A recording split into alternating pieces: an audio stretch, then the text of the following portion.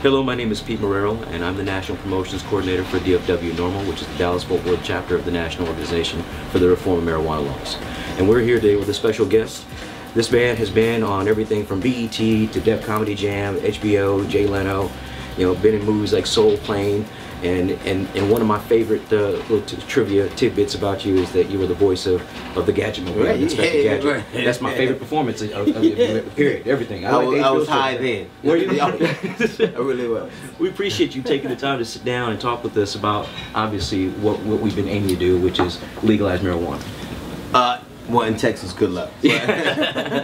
So obviously a couple states, obviously yes, Texas hasn't yet, but a couple states have. Yeah. I want to know, how long have you been a smoker or an activist, or how long have you been? Actually, it's funny how something I enjoyed turned into a level of activism.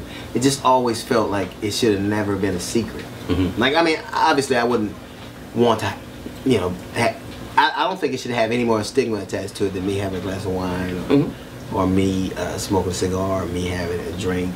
And I never felt like it was wrong. But then I think you start to hear these other voices that kind of made you feel like you could, I don't know if smokers come out of the closet. They might come out of the clouds. Right. But yeah. But I just always, and then it kind of evolved into that, because I think it's just kind of the stigma and the kind of mystery of it is being lifted. Now, speaking of stigmatism, now when you had your show, Hughley Breaking the News on CNN, you were depicted on there. That it looks like they obviously censored the fact that you were making a purchase and you were going to put it on there, and it seems that they censored it. They took with stigmatism, and all of a sudden the show was ripped off the air. Sure. Do you feel that the show was ripped off the air because of that, I think or that they had premeditated notions beforehand, or you think it was because they had part and parcel. I mean, I can't say that was the deciding factor, but we had there were a lot of factors involved, but it was the type of program I found interesting. Well, you had a good vehicle to. I mean, what I really appreciate was the fact that you took the liberty to take that vehicle and push that, push the boundaries, and talk about it and not be afraid. And then all of a sudden, it seems like they just wanted to cool. Well, I think part of that is you can't push them. Yeah, it's like you push their boundaries. And yeah, but to me, and I thought that was part of the crux of the problem with CNN. We were just decidedly, we had different kind of ideas of what was informative and what was important. And I had a good time for a very long time, but it just all of a sudden became, I wanted to do that. I wanted to do things that I found interesting and important. And I think it's just from that time till now, how it's ironic, because I was in Seattle last week. Interesting. And in Texas, Dallas, Texas this week. And just that continuum of experiences is so different. It's just so, the ideas of what is palatable, what is acceptable is so different. And it's just like being from two totally different opposite sides of the spectrum. Right. Were you surprised that since you're in Washington, with Washington and Colorado obviously legalizing, were you surprised that California wasn't first and that they were? I wasn't. No, I wasn't, because people, it's Los Angeles and San Francisco. Everything else is Bakersfield.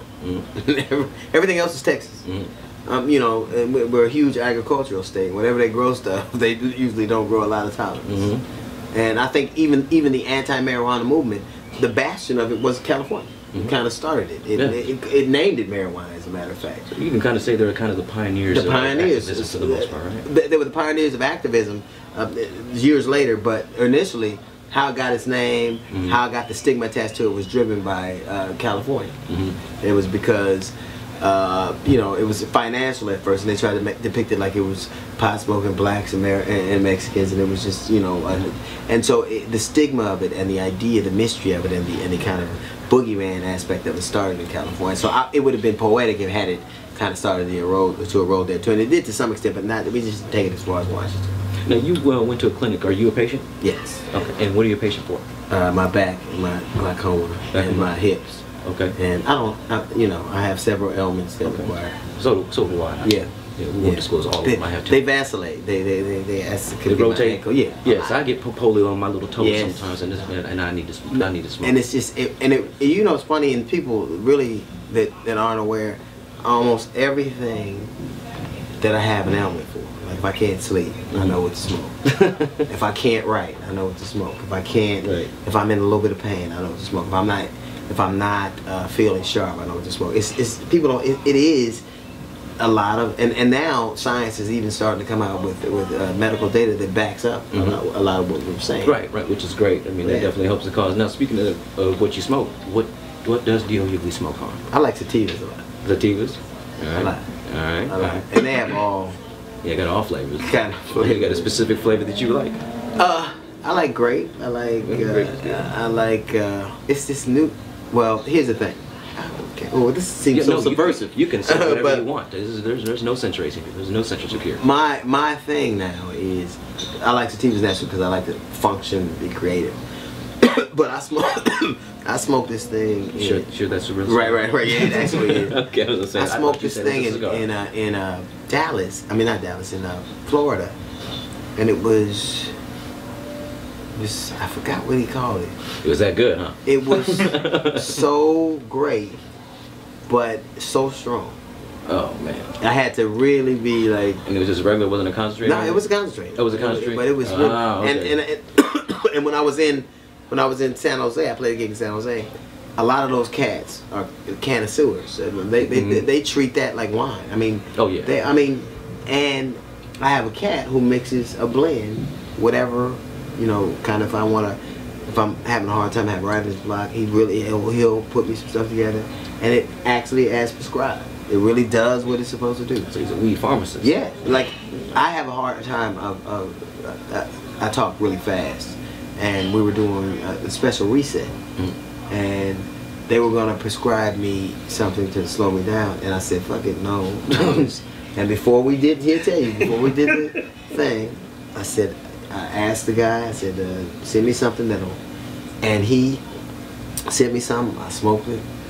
It's the best special I've ever done. And not because I was high, but because I was so focused and sharp and clear that it's the best performance I've ever had. Excellent. So of all the places you've gone to through all your travels, where's the best place that you've gotten some random, rather than your guy that specializes in? BC, British Columbia. Okay. Yeah. All right. British Columbia. Well, who had the worst, in your opinion? Probably Texas. Do you want to put them on blast? Probably Texas. We'll see about Probably that. Texas. Probably. Oh man, that just hurt our feelings. We might have to prove you wrong. Probably. This interview, Probably. sir. No, just but not here. I was probably in El Paso. Oh, that doesn't count. Yeah, that's a lot of my cousins. They're part of Mexico, anyways. That actually, I was like, they still over the what river, is man. They don't count. Really. Yeah, it wasn't. Yeah, that's a whole different breed of people there.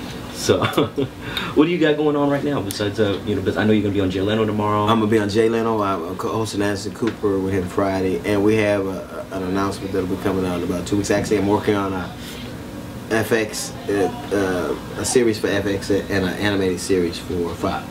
Nice. It'll be about how I grew up, so I'm excited about that, and I'm really kind of happy about what I see happening in the country. I think that there is a real movement. This really is not our father's America anymore, and I think that's better. Yeah, like you were saying earlier, it's not as taboo anymore. It's not as stigmatized. I mean, there's certain regions that it still is. You still got those people that are gonna be hardened against it. Right. But at this point, it's not. It's more social to where we can discuss it, we can talk about it. But look how look in a very short period of time, people really kind of have not, I think, grasped the gravity of this. In a very short period of time, attitudes about all of these things that were so taboo in our country have changed. And I don't discount the fact that that marijuana is in that kind of discussion. It definitely is in that kind of discussion. People are thinking about things in ways that they never would have before. You know, I was watching your interview with was it Ronald Brooks? Uh-huh. How do you tolerate doing interviews like that when there's just so much blatant, I don't want to say ignorance, but that's pretty much what he was displaying. But I'm glad that you showcased him, because it put him in the position to where, I mean, he just had to eat his words for the entire interview. But you know what's funny? You never learn by not hearing. Exactly. And you can be like, I think that everybody has a level of respect that's due them, and also some things that they can teach you. But I think when I try to talk to people, I try to be a mirror. And I think the best way to see yourself is obviously a mirror. If you want to lose weight, if you want to gain weight, it's optics. You have to see yourself. And I think that when you have that kind of attitude and approach to have an argument with somebody, even if you disagree with them, I think that serves the lines of communication better than trying to convince somebody that I'm right or that they're wrong or that they're wrong and I'm right. And so I think it's just kind of just being a reflection of who they actually are. And I took that approach, and I try to take that approach with the people that I disagree with the most. Yeah, you did a fine job. I commend you for that, sir. 'Cause I was just like.